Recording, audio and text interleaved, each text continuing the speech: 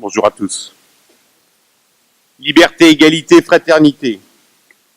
La liberté de travailler avec la nature et d'avoir la conviction d'entretenir le territoire malgré les aléas climatiques. La liberté des horaires élastiques mélangés avec du travail de nuit pour le bien-être de nos animaux et de nos cultures. La liberté de remplir des dossiers d'aide, mais où il est difficile d'avoir un calendrier fiable et d'obtenir tous les versements de ces dernières années. Est-ce normal d'accepter des contrôles extrêmement stricts et rigoureux, effectués par une administration qui ne s'applique pas les mêmes exigences pour le versement des aides?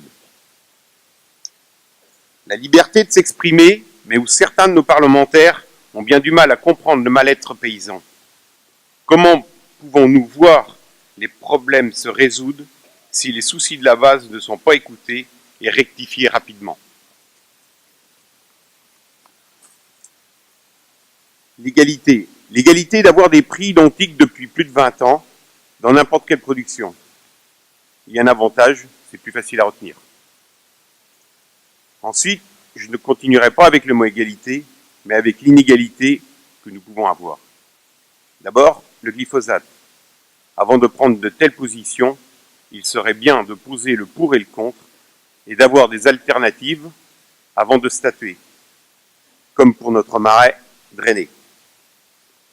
Les RPD, quand je vois l'effort réalisé par la profession sur la diminution de produits phyto, malgré la suppression de certaines matières actives, le cadeau de Noël a été l'application des RPD au 1er janvier 2019.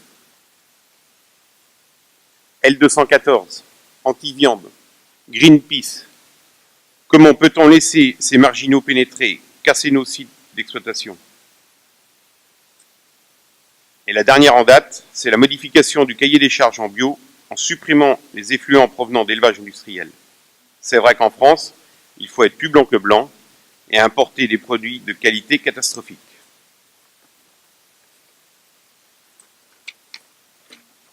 Fraternité est de rassembler ses forces ensemble. Une grande satisfaction du travail accompli pour les réserves de substitution, pour le stockage de l'eau l'hiver, et la gestion estivale 2018 qui a pu optimiser l'irrigation jusqu'à la fin de chaque culture. La surpopulation de sangliers pourra se gérer au mieux entre chasseurs et agriculteurs que si l'entente fonctionne. Mais que doit-on soutenir demain? Les grandes chasses ou l'agriculteur?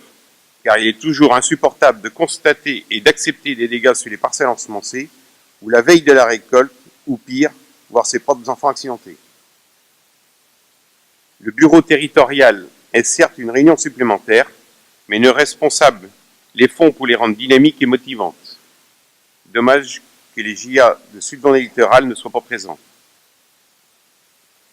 La gestion de notre territoire se fait en harmonie entre la spécificité de chaque responsable, en étroite collaboration avec nos animatrices et animateurs pour mener à bien les projets ou trouver les solutions à nos problèmes. Merci. Pensez à voter.